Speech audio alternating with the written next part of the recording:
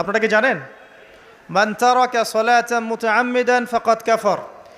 যে ব্যক্তি ইচ্ছাকৃতভাবে বিনা ওজরে, কোনো ওজর নাই, ইচ্ছাকৃতভাবে নামাজ ছেড়ে দিল, ত্যাগ করলো, সে ব্যক্তি কুফরি করলো। এখন আপনি বলেন কুফরি যে ব্যক্তি করে সে কি হয়?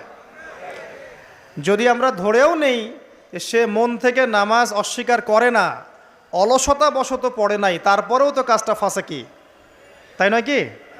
আচ্ছা, তো আজকের প্রথম নসিহত হচ্ছে 5 ওয়াক্ত নামাজ মৃত্যুর আগ পর্যন্ত কেউ ছাড়বেন না।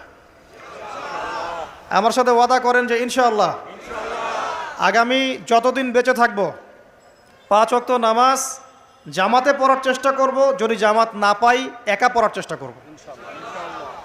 আল্লাহ পাক তৌফিক দান করুন, আমিন।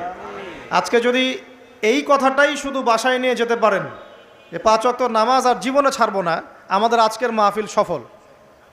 আর